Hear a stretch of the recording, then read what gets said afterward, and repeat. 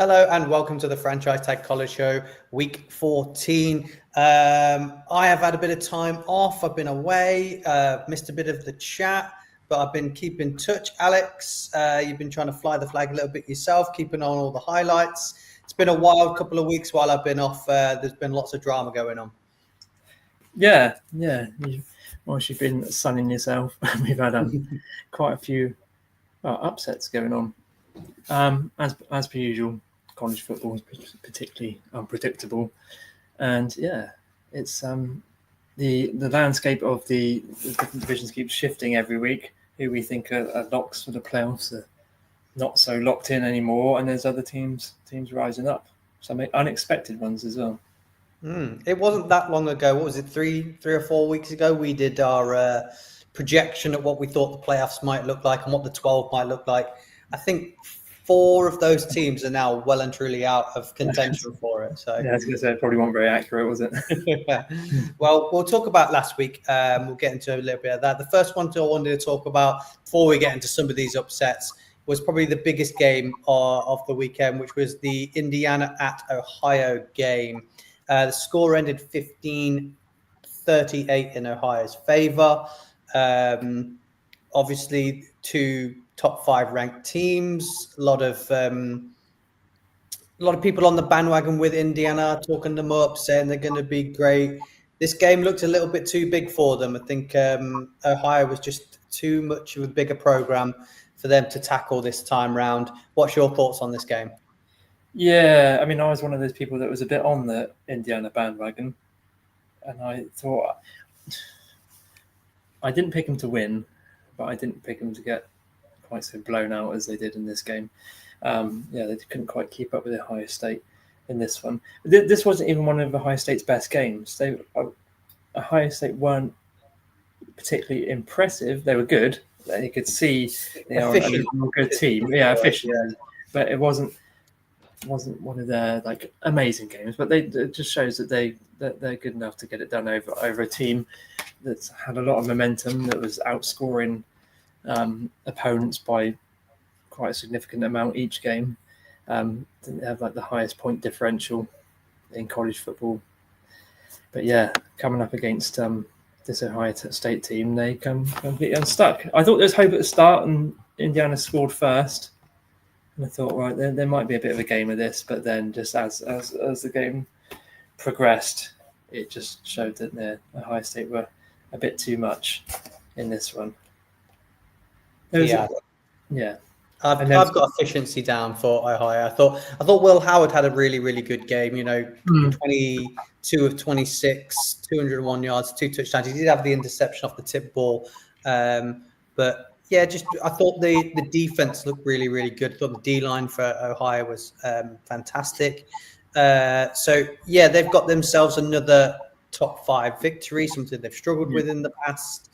I think they've really cemented themselves. They're now the current favorites to go and win it all, which is odd because Oregon obviously in the same conference as them and top and unbeaten and beat Ohio at Oregon, but put themselves in a good position now. Indiana, on the other hand, lots of people have said they hadn't played anyone going into it of any merit whatsoever. Yes, this is the first time they've come up against a big challenge. It was against Ohio, which is a big program, and they came unstuck this time. But has it come at a right time for them? Because I think their record at 10-1. They're probably going to be getting into the playoffs with this record. I know there's a lot of people saying that they've not played anyone, they've now lost, they should be out, but this actually gives them their strength of schedule is actually a little bit better than what it first looked. Is this good for them, though, to have lost now? Is it good practice for them to come up against the big guys, learn what's wrong? Because it does look like they're going to be in the playoffs. And does that only make them stronger going into the playoffs? Or is this a case of we've seen a team have a nice run, they've not played anyone, they've come up against someone big, they got destroyed, and that back down to earth, and that's where you're really at, and you weren't as good as what the first thought? Yeah, I mean, it gives the team experience of playing against a championship caliber side, so they know what to expect if and when they make the playoffs, and it sort of puts them in a strong position now because they're not going to get into the championship game, but there's a very strong chance they're going to come in as one of the highest ranked runners up. I think they're ranked 10th in the playoff rankings that came out last night, so that's pretty safe. They shouldn't be bumped out of that one. So yeah, they get an extra game, or not an extra game, a game they don't have to play and still get into the playoffs, and then face a not runner. Who would they match up against? And I think they're projected to at the moment to play someone like Penn State or something in the first round. That would be a tough game. I think it was Penn State. I can't remember now, but yeah, I mean, that would be a tough game. But after playing Ohio State, maybe not quite as tough. Mm-hmm. But they've got that bit of experience. The momentum maybe has gone a bit now. They've had the wind knocked out of their sails, but I don't know. Maybe they can build back up their confidence, and they should win next week. Who are they playing next week? Pretty lost track of things. They've got. Anyway, I won't jump ahead to next week. We're talking about this week now. They've got Purdue next week, haven't they? So they should beat Purdue comfortably. Yeah, that should be a solid win for them, and then I think they should then find themselves in the back end of the playoff rankings. So they should be all right. There's a highest, just a team that's going from strength to strength. Yeah, it's mental. I know we'll probably talk about. Well, we are going to talk about this a little bit later. It's mental though to think they're now the favourites to go and win the whole thing. And they haven't played Michigan yet. You know, if they lose to Michigan, which is they should beat them, but the factor of that game and how big it is and what it means to both two teams could be something in that. So yeah, it is quite interesting. It could be, but I think quite a few of these rivalry games have been a bit one-sided this year, haven't they? Like we had I suppose we had big hopes for the Red River rivalry with Texas and Oklahoma, and that was just complete blowout. I can see that going a similar sort of way with this Ohio State team over Michigan next week. Now, the reason we're talking about Indiana being in it and amongst it, and this loss hasn't lost the momentum for the playoffs, is because there were so many upsets last week. We had Florida beating Ole Miss 24-17. We had BYU going down to Arizona 23-28. That was an insane finish to the game as well. That was really interesting. We had Colorado losing to Kansas 21-37. That game was never close. And then we had Oklahoma destroying Bama 24-3. And we had Texas A&M losing 43-41 to Auburn, which was a big shock. Which one of those fixtures do you feel was the biggest upset? The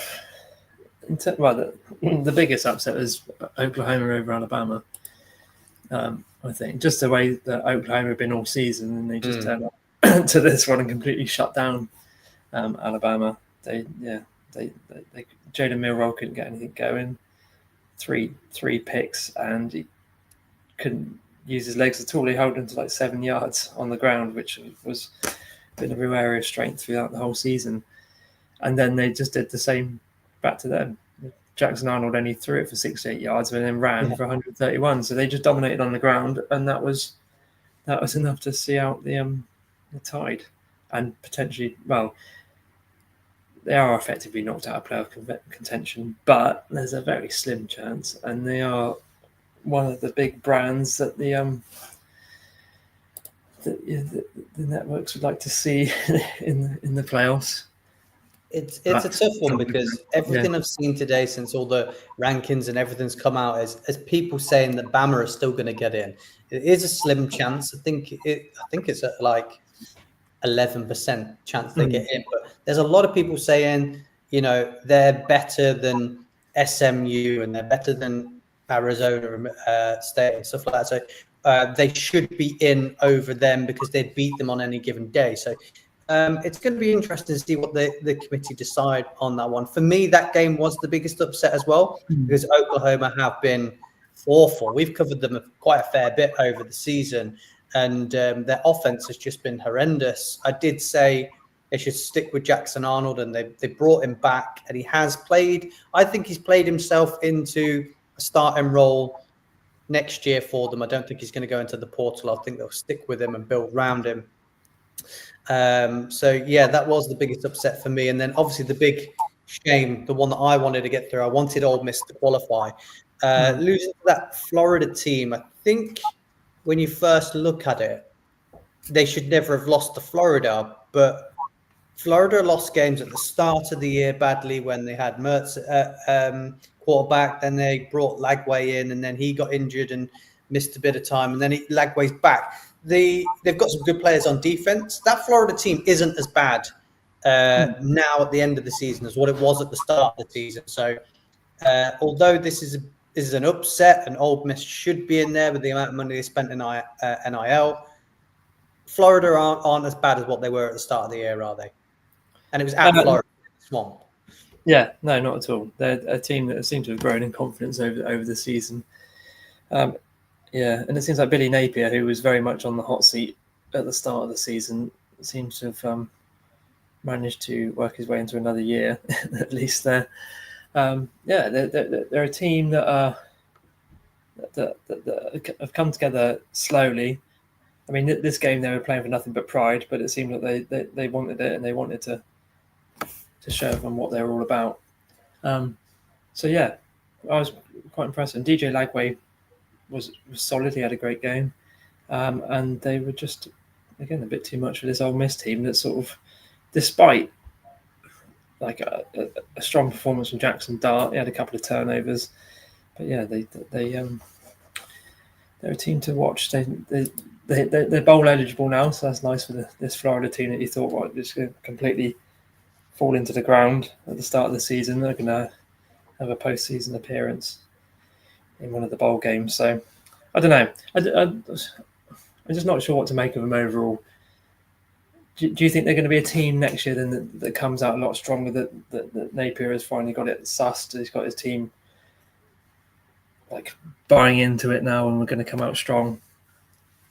I think they can only be stronger than they have been this year. I know, like I said, they've been through 3 quarterbacks through the season. So if Lagway's fit, healthy, playing, the defense is good, they'll bring some. They're a strong enough program to bring big recruits in. So it was only a matter of time before Florida rose to the top again. It wasn't one of these ones that's collapsed and they'll never find it. I said that to Adam when we had him on the show, that Florida are huge, and anyone would die to have that job and run that organization. So I think they will rise and come better. So yeah, I would have them down to be decent again next year. But they're in the SEC, which is tough because we've seen it this year. A couple of losses to each other, and you're struggling. You're struggling for the playoffs because that's just the way it is now. But we'll move on to another fixture, one that had one of the craziest endings to it. I don't know whether you've seen the ending to it, but the BYU game against Arizona. Are you shocked that BYU lost this one, or do you think they've come and stuck over the last few weeks and the cracks are appearing and the fairy tale has gone? Yeah, I'm shocked, but not shocked. More to do with Arizona State and the way that they've had this gradual, very quiet but gradual rise over the season to become a real contender. They're at 9-2 now, top of the conference, knocking on the door of a championship game appearance. Yeah, this was a big game for them. This is a game that BYU probably should have won, but yeah, this is a team that is playing hard for their coach again. Kenny Dillingham has done a great job with Arizona State. I think he's a local guy to Arizona, so this I think this team means quite a lot to him personally. But he's brought them back from, I think they were like 2 back-to-back like 3-9 seasons, and now he's turned them around into a 9-2 potentially conference winning team. They've got some really great players. I mean, their quarterback Levitt was good, but the stand-up player was Cam Scatterbo. Yeah, he's a good player. Real good player. Yeah, I saw quite a lot of him last year in the Pac-12, and he was always putting in big performances scored a lot of touchdowns, but yesterday he was running the show. He had 147 yards, 3 touchdowns, and yeah, it was just a dominant force in that game. BYU are one that just seem to be gradually becoming unstuck now. Now they're facing again what is a top opponent now. So yeah, it was an intriguing one. Then the ending, like you say, was a bit of a crazy one. Whereas they could have, Arizona State could have decided to try and punch it in for a score, but decided decided to try to get Levitt to run around and try and run out the clock before realizing there was a second on the clock left, and everyone stormed the field. Yeah, took the post down, put the post back up. Yeah, completed the Hail Mary. It was an odd turn of events. The next game I wanted to talk about, now this is a true shame because it's the team that I've been on the hype train for, of Colorado. We did that show a few weeks back where we said there's a path to the playoffs for them. They can make it. They're playing well enough. And then they come up against Kansas, who again, before the season started, I thought the Jayhawks were going to be a good team. I really like Jalen Daniels. I really like Devin Neal. I was like, yep, they could be contenders. I think they're on the outside looking in at that division, but they could contend. And then they've just fallen apart in the last 2 minutes of every single game, pretty much, and fallen along the wayside. But it is a good team, so this isn't a shock. And I don't know whether you saw the Deion Sanders interview about him talking about this defeat, but how do you feel about this loss for Colorado? And do you see them still being able to? It's not mathematically out of the question; they could qualify. But would you say, regardless, this has been a good season for them, and they should chalk it down as a victory rather than looking at it of going, we didn't get to the playoffs, which we thought we were going to? I think it's going to be really disappointing because they were another team with a lot of momentum coming into this back end of the season. And yeah, they've come up against a Kansas team that has decided to play the upset last week and this week, and surprising in the way that they've come out. And yeah, they pretty much dominated this game, didn't they? So it would be a massive disappointment for Colorado. They surely had playoff aspirations. They were been knocking on the door for the last few weeks, and have just come unstuck right at the end. I mean, how could they get in now? I don't think can they. I think Arizona State, BYU, and Iowa State all they only need 2 of them to lose, don't they? 2 of the 3 to lose, which puts them in the championship game, and then they need to win the championship game. Yeah. So if Arizona beat Arizona State, possible, unlikely, but possible. Who are BYU playing? BYU have got Houston. They're going to be Houston. Okay, so that would leave Iowa State and Kansas State. It's Farmageddon. There you go. So Farmageddon could be an upset game. So Iowa State could slip out, and Arizona could beat Arizona State. No, Fafita and T-Mac are still there. Yeah. So we'll see. It'd be intriguing. I'd quite like to see Arizona State stick around just because of the massive turnaround that they've done. And as a team that I've got a slight soft spot for, being a former Pac-12 team. So I'd like to see them in it. But yeah, imagine if it was Arizona State and Colorado. Would that be possible? That would be quite an exciting game, I think. Yeah. I think people would be rooting for Colorado in it because I think when you say, Shedeur Sanders, Deion Sanders, Travis Hunter, those names are what people want in the playoffs. They're the ones that the TV rights want to be showing. So I think if it comes down to the committee and they've got that far, they might have the edge on some of the smaller schools, I think. So without bigger profile players. Yeah. Possibly. You never know with the way this committee works. It's strange decisions sometimes. There you go. What are your thoughts before we go on that tackle on the cheap shot is on Sanders. Yeah. That was awful. That challenge was absolutely shocking. It's like a targeting for his knee rather than his head. Yeah, he could have snapped his legs. His knee's gone. I've got a knee injury, and it was done playing football, but it was done by slide tackling into the side of my knee. That was like spear tackle into the knees. It could have ended very badly. Watching it first time, I thought, oh no, his leg looked like it was starting to bend the wrong way a bit, didn't it? So he was lucky to come out of that and uninjured, unscathed. But yeah, imagine that being, it could have been career ending for him right at the end of the year, just before this hype of the draft. It was a cheap shot, and to do it at this time of the year as well was terrible. Yeah. Seems to always happen to them. They had the cheap shot from Colorado State on Hunter last year, didn't they? So, yeah. Well, this all segues in. We'll talk about some rankings now before we talk about some of the upcoming games. And we'll talk about playoff picture and things like that. So the rankings out now. How did you feel about them? Do you think anyone was lower than you thought? Anyone higher than you thought? Do you think they've got it right at the moment? What's your thoughts since the upsets and the victories? Well, I think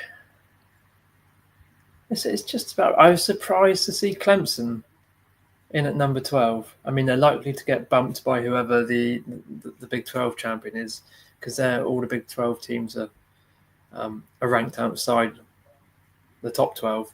So they would replace whoever is the 12th placed team at the moment, which means obviously that Boise State, who are current favourites to win the old Mountain West, are going to take that first round bye as things stand, rather than the 12 team, which is quite surprising from the start of the season.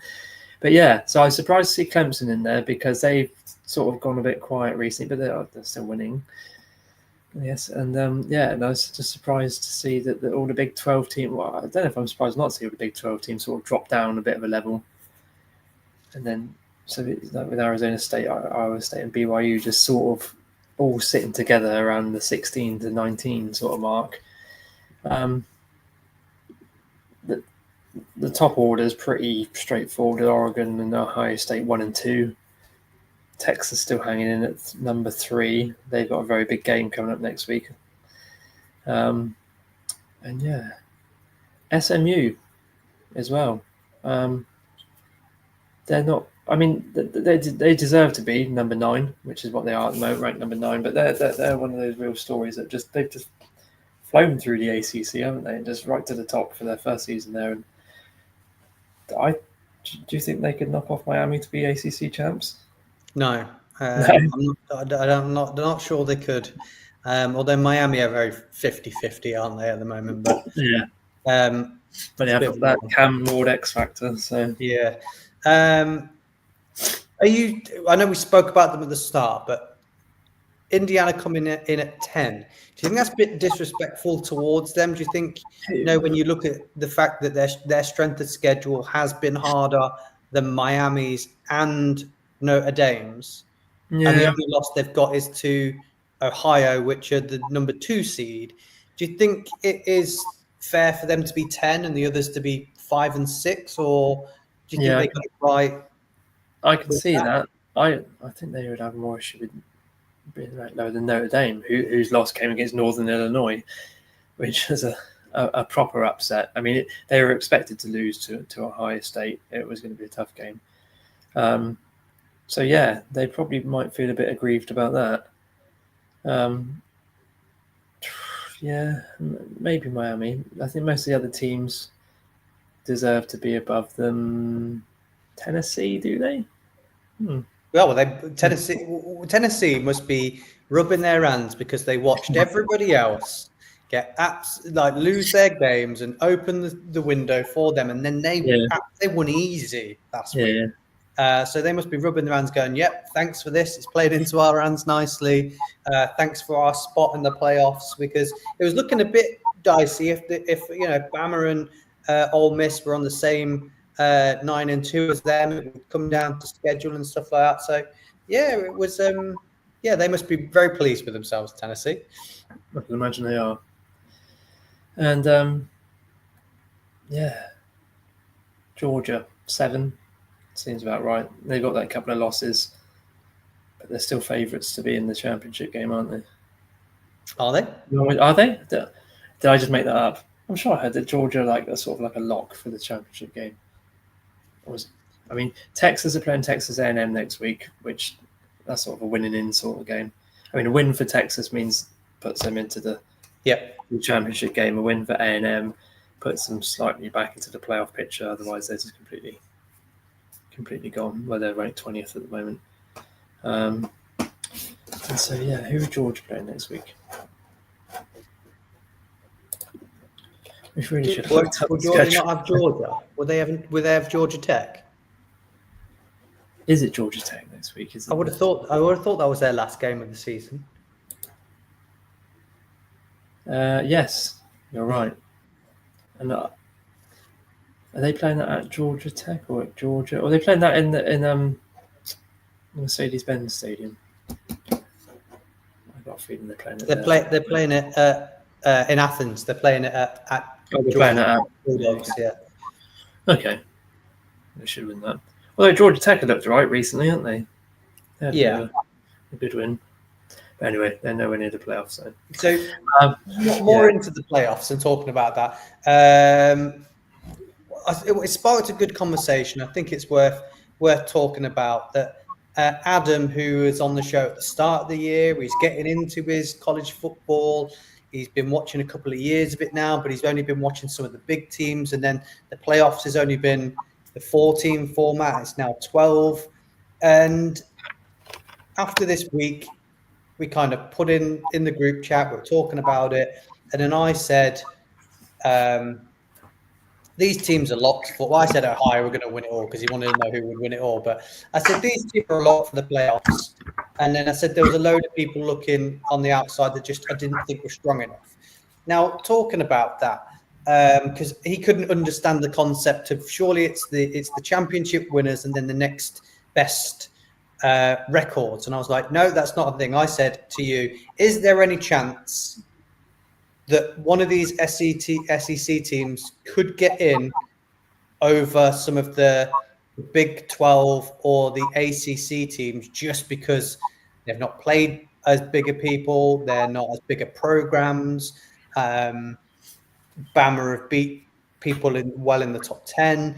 Do you think there is any chance that they're going to side with the SEC and put more in from it? Or do you think some of these smaller schools are going to get in and do you think they deserve to get in based on the standard, or will they just get beat straight away? Because I said to Adam, I said, Oregon have got a shot, Ohio have got a shot, Georgia have got a shot, Texas have got a shot. Tennessee, I said, look good, but need another year with their quarterback. Penn State, I said, look good, but can't win against top 5 opponents. And then I said, SMU, Miami, Notre Dame, BYU, Arizona State, Boise, and Iowa at the time. I said, just aren't as good as the others. And would it be better to have a Bama in there or an Ole Miss in there that could challenge against some of these other contenders? What's your thoughts? What do you think is going to happen with this last spot or last couple of spots in the playoffs? I see. My views is the team should be in there on merit for what they've achieved in the season. What was it better having Alabama over Florida State last year? Possibly. Would that have made a better game against Michigan in the Rose Bowl than it would have been in Florida State against Michigan? Quite possibly. I mean, you could argue now that Texas, Quinn Ewers is gone down with an injury.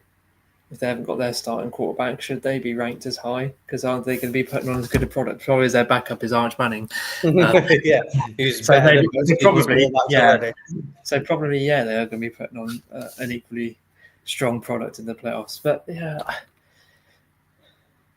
I'd rather see the smaller teams who'd worked hard and earned their place in the playoffs go to it. I mean, even if they do get blown out, that is what it is. But I can see that why the committee might lean towards the big names, big brands, teams in the bigger markets that bring in the bigger revenue and the bigger attention onto the game, like Alabama. because there is not many bigger teams than that. So they would probably look for a way to include them if they can.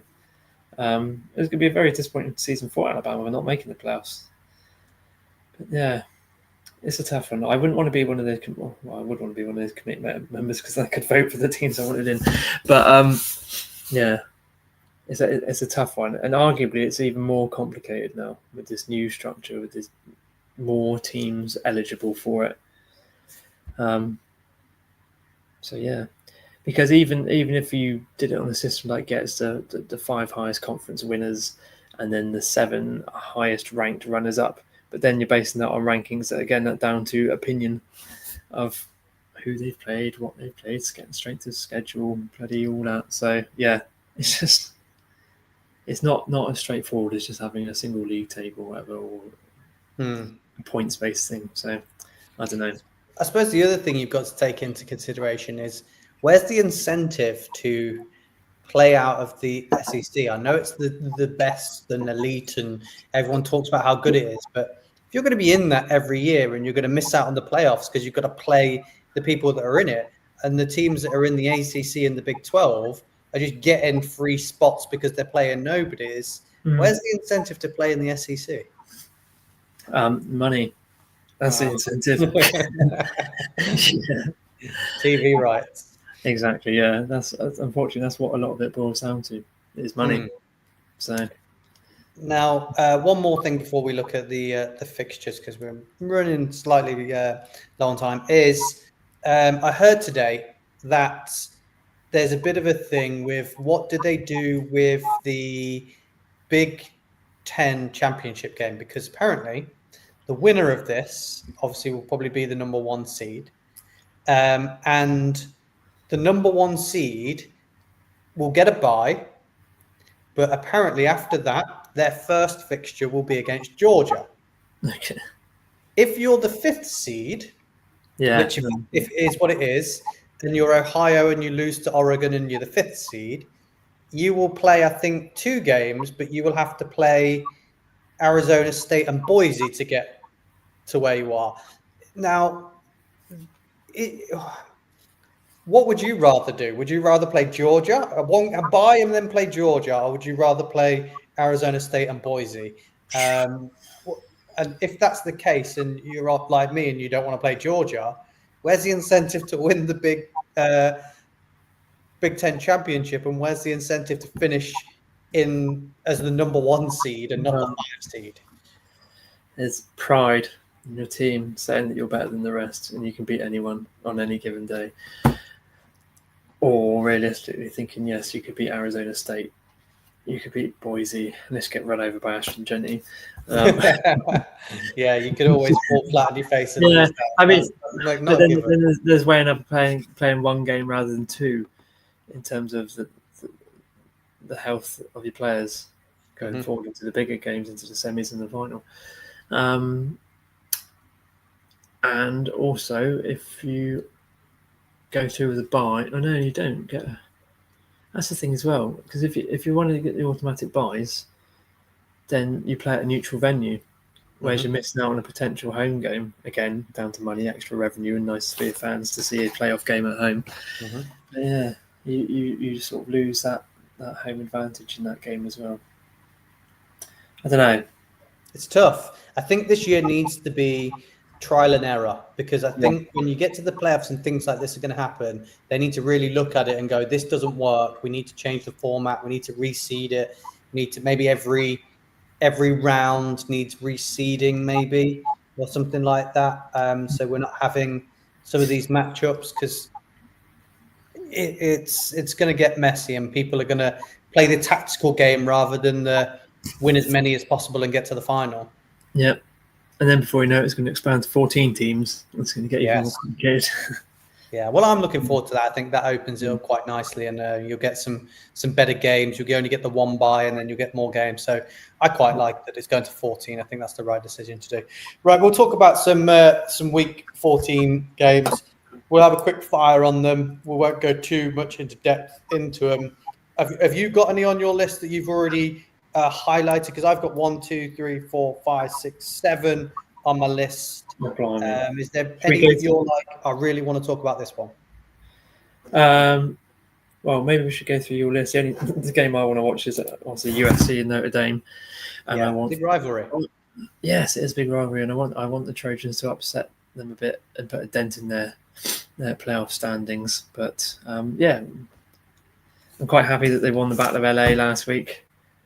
Made it look difficult, but they did it, so that was nice. Got a bowl eligible, so I'm getting an extra game to watch them this year. You managed to secure a quarterback for next year as well, haven't you? Yes, I forgot his name. I mean, but we got Maeva going into next year. He's looking all right. Yeah. But yeah. Should we go my list? Well, go through your list because you probably can't cover everything. Down the schedule and just pick them out. So the first one I had was Oregon State at Boise. Obviously, Boise looking good, but Oregon State are no pushover. What's your thoughts on this game? Well, technically, Oregon State are Pac-12 champions, aren't they? After knocking off Washington State last week, even though they've won less games. I think it could be a potential sort of trap game for Boise because Oregon State aren't a team to be overlooked. They're one of those teams that can play well some days and to sort of collapse the other. So, but I think it should be a Boise win. I think. Again, well, Boise are the 19-point favorites. 19-point favorite. 19-point favorites. I thought it'd be a bit closer than that. But yeah, that's a big margin. I think Boise win it. Do you think they cover the spread? I'm going to say no, not 19 points. Maybe about 10. Yeah, I think maybe around that 12, 14 mark. Is where they're going to be at. So I've got Boise win, don't cover the spread. You've got Boise win, don't cover the spread. Yeah. The next, why we're on Boise, Jency, do you think he could get himself back into the Heisman Trophy conversation, or do you think this is now signed, sealed, delivered for Travis Hunter, who I had before the season started, and they were offering me so much money to cash out on it. I actually cashed out on it because I didn't want to wait till the end of the year. They basically offered me all the money. But it's not, is it? I know he had 2 more touchdowns, but do you think it is signed, sealed, delivered that he's got it? Or do you think Genty could get himself back in the conversation? Yeah, I think he's the popular choice. I still think, in my personal opinion, I still think Genty should have it. He's just been phenomenal this season. I was looking at his stats compared over 11 games compared to Derrick Henry's Heisman season, and he's better. He's got more in almost every category, more yards, more touchdowns. It's just, his production rate is just phenomenal. Again, you can argue who they really played against, but and the amount of snaps he's been given, but still, just to produce that much is ridiculous. So, but then so has Travis Hunter been pretty amazing on both sides of the ball as well. So it's I don't know. I just like Genty. I want him to win it. He's phenomenal. And he's going to be, I think he's going to go high in the draft. I think he's going to be sort of in that top 10 if someone can get him, definitely in the top 15. So, it's going to be interesting. He's going to be a great player in the NFL. The next game I've got is Oklahoma State at Colorado. Colorado are the 16.5-point favorites. Going up against a team that you really liked before the season started. So, what did I say? 16.5. That's a big spread again. But Colorado do need to win this one just to stay in that. It could still be possible for them to get to the championship game. Yeah. Like I said, Oklahoma State were a team that I liked before the season and stopped liking them about 2 or 3 games into it. It's been a bit rubbish. This is a team that game that Colorado should win reasonably comfortably. They're just a better team. They've got too much talent on both sides compared to Oklahoma State, who we thought were gonna lean on Ollie Gordon, and it just hasn't produced anywhere near what we were expecting. So yeah, Colorado for me in that one. Yeah, I think they might cover the spread as well. I think they might absolutely hammer them. I won't talk about the Michigan Ohio State game. We've already. Sorry. Is there a breaking? No, it's just a child on the sofa. We won't talk about Michigan Ohio State. We've already mentioned it. Yeah. We both think Ohio State's going to win. There's a better fixture now. I'm a bit conscious of time. But South Carolina at Clemson. This game's got a lot riding on it. South Carolina could potentially still qualify mathematically, but I doubt it. And Clemson, obviously, with a win, could qualify maybe as well with some upsets. It's a ranked game. It's 12 against 15 against 12. This is a big game. Clemson are the 2.5-point favorites. Do you think Clemson get this win and maybe get some hope that they could qualify, or do you think South Carolina, who have been go quietly about their business and doing well, and put themselves in this spot? Yeah, South Carolina, one of those teams that can produce a big upset or make it difficult for some teams. They've played some teams quite close, haven't they? Like they've had big games against Alabama and things. What are you doing, Thomas? Sorry. But yeah, I don't know really. I don't think I've watched enough of either team this season, and I've just sort of been ignoring the ACC a bit recently. Clemson should win this game. They should. I They think proved over the season how good they can be, and I would pick them as favourites in this one. But I just feel like South Carolina got a bit of that upset potential. Yeah. I think Clemson's offense after that first game were quite explosive, quite good. I've watched quite a bit of them afterwards. So I'm going to go with Clemson for this one. You've already briefly mentioned Notre Dame at USC. Yeah. So we both want a USC win there. The spread is... Don't tell me it's going to be very good. I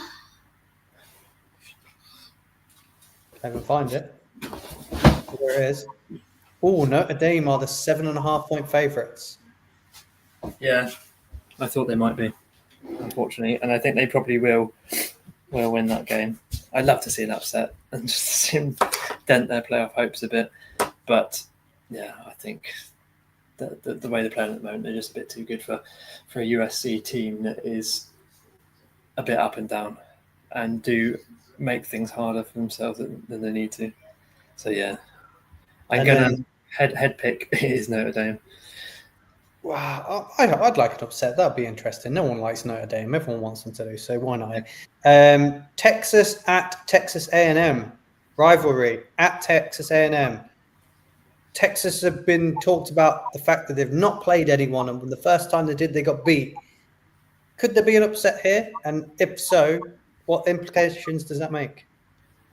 So yeah, Texas need to win to clinch their position in the title game. Texas A&M, if they win, that's going to shake things up quite a bit and who would that allow back in to the championship race? It lets all the two lost teams, Georgia and Tennessee back into the championship game, won't it? Yeah, so it's good that it's come down to a game that does have some implications, because this should be a big matchup, and I think it should be quite a close matchup. I say that Team Texas is probably going to steamroller it. Ewers is definitely out for that match, isn't he? Is he? I don't know whether it's been confirmed, but no. Either way, it's going to be a tough one. Yeah, I would lean towards Texas. 5.5 points favourites. Yeah, and I think it's going to be about that close. I thought that was closer than I thought it was going to be. I think Texas win this comfortably. I think they win it by 10 plus. Okay, so more than a single score. I can see it being a single score game, turning into a bit of a shootout, but I don't know. The last one I had, we've already briefly spoke about, was Kansas at Iowa State, 24 seed against the 18 seed. It's a really interesting fixture. It has implications in the playoffs. Do you think Kansas can get the win here with their three-headed beast of running game, or do you think Iowa can get the win here, Iowa State? I don't know. Iowa State are a bit of one of those steady go about your business sort of teams, but not being particularly dynamic. And the way Kansas have been going about games recently, I can see them coming in and just trying to. Oh, Kansas State. Sorry, I was talking about Kansas State. It's fun getting it. But even that, this is one of those games, rivalry games, that can go either way. Kansas State, I've got a quarterback that can throw it and can run it. He's one of those ones that can go off big in some games and could just tear them apart. Other games, he's been a lot more quiet. I don't know, actually. Yeah, I could see Kansas State upsetting them a bit. What's the score? Iowa are the 2.5-point favorites. Okay, no, I could. So they think it's going to be close as well. Yeah, I think it'd be close, and I could see an upset, Kansas State in this one. So I can as well. I'm on your side with that. Is there any other fixtures before we sign off that you posted and had a little look at and might have had notes on? No, I think we've covered them all now. Oh, look at that! I'm superb. Got it all. There you go. You've got them all. Yeah, other than Georgia Tech, only because I saw Georgia Tech in Dublin, and nice to see them doing well at the end of the season. I'd love to see them play a hard game against Georgia and play it close. They won't win, but yeah, there's a lot of decent fixtures on in this week. But I thought those ones that I picked out had implications and were good matchups to kind of keep a note on. So there is quite a bit of it's a good slate. It's always a good slate to watch. So yeah, be interesting. And I will firmly be watching that Michigan Ohio State game, and you will be watching Notre Dame USC. So we've both got good games to watch at the end of it. But that's all we've got time for. We'll be back again next week. There'll be loads to talk about, hopefully, next week. We can really get into it and see what the picture's looking like then. But till then, guys, thanks for joining and see you again very soon.